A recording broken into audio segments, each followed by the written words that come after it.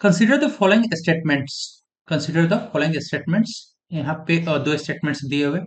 India has emerge at the India has emerge at the world fourth largest economy with the GDP of 3.2 trillion, overtaking Japan. Bharat 3.12 trillion dollar की GDP के साथ Japan को पीछे छोड़ते हुए विश्व की चौथी और सबसे बड़ी अर्थव्यवस्था बनकर उभरा है। ये पहला कथन है।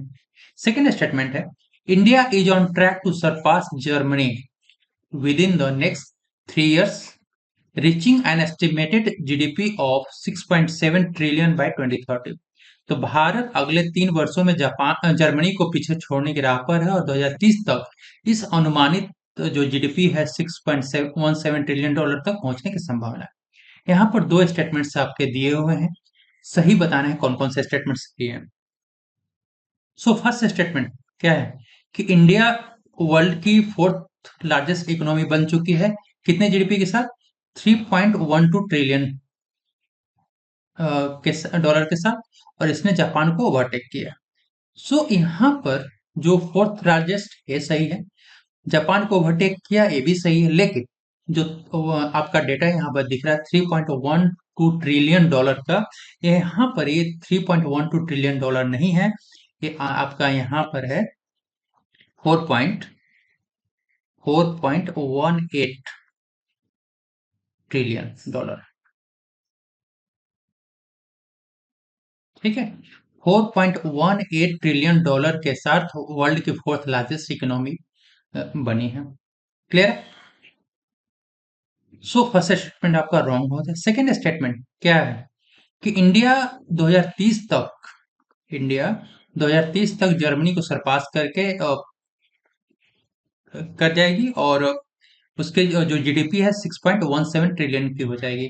सो 2030 तक तो हो जाएगी, जर्मनी को सरपास कर जाएगी नेक्स्ट 3 years में, लेकिन जो जीडीपी का ट्रिलियन है यहाँ पे 6.17 ट्रिलियन दिया हुआ है, 6.17 ट्रिलियन ना होकर के क्या है 7.3 ट्रिलियन हो जाएगी,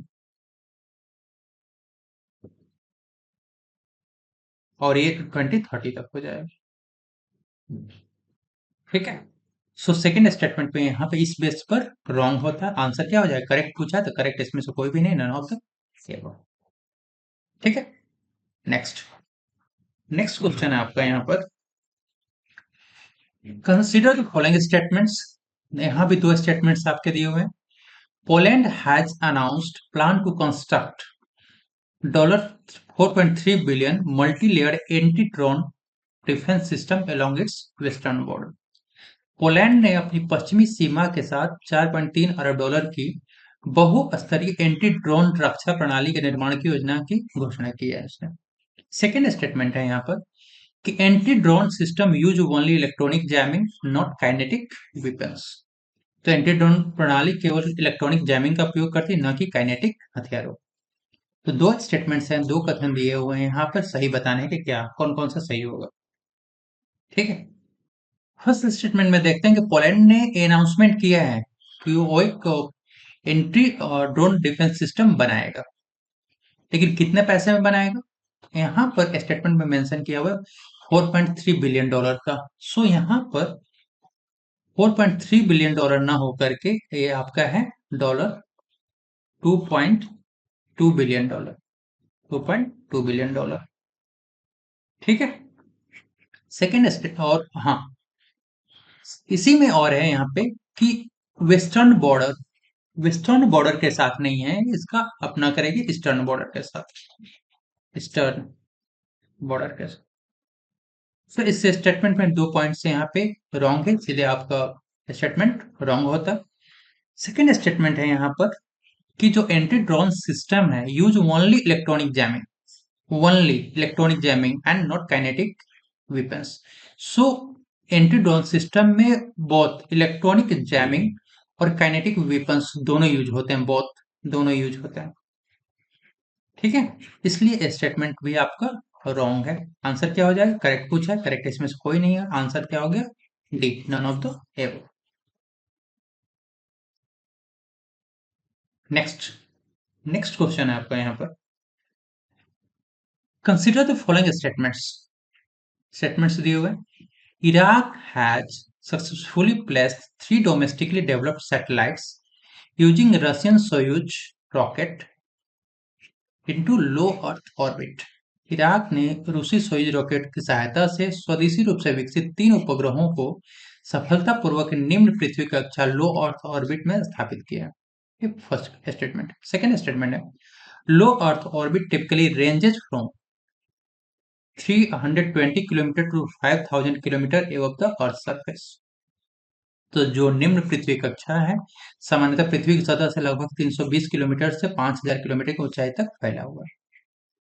यहाँ पर आपसे पूछा है कि कौन से स्टेटमेंट करेक्ट नहीं है, नॉट करेक्ट कुछ है।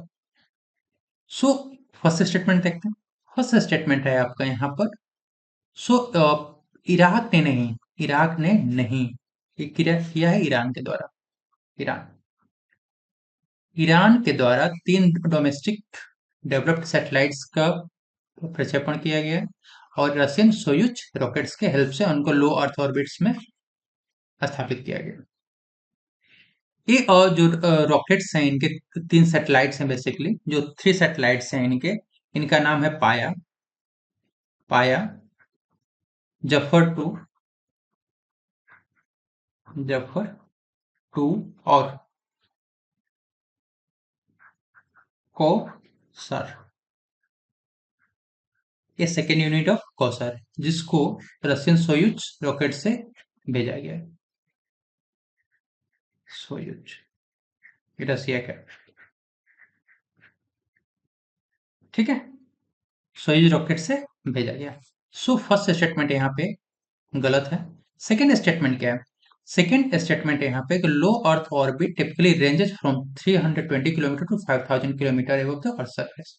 सो लो अर्थ ऑर्बिट क्या है कि अर्थ सरफेस से 320 से 5000 किलोमीटर तक का रेंज है उसका नहीं।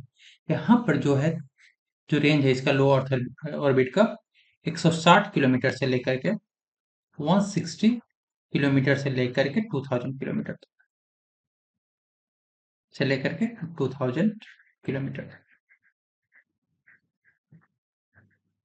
क्लियर है? Above the earth surface.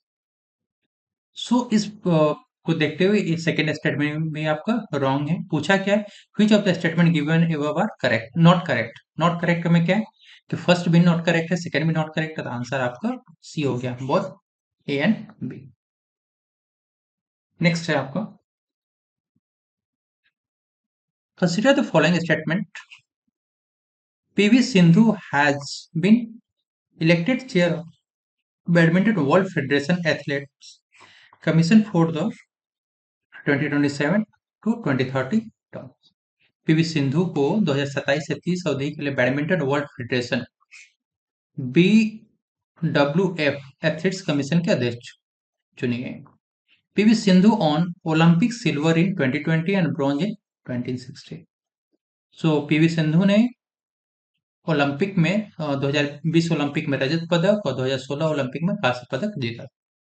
Correct बताना है, सही कथन कौन सा है? फर्स्ट स्टेटमेंट देखते हैं। फर्स्ट स्टेटमेंट है कि पीवी सिंधु को बैडमिंटन वर्ल्ड फेडरेशन का अध्यक्ष बनाया गया है, लेकिन कब से कब तक बनाया गया है? यहाँ पे मेंशन किया हुआ है 2027 से 30 तक।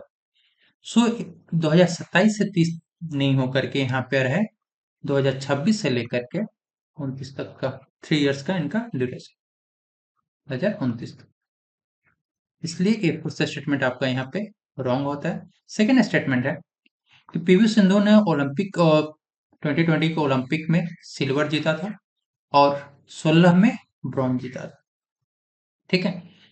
सो 2020 में यहाँ पे जो सिल्वर लिखा है सिल्वर नहीं होकर के इन्होंने ब्रॉन्ज जीता था, ब्रॉन्ज 2020 में ब्रॉन्ज जीता था और 16 में जो ब्रॉन्ज लिखा हुआ है यहाँ पे ये सिल्वर। तो 2016 में सिल्वर मेडल जीता था और 20 में ब्रॉन्ज मेडल जीता था, ठीक है।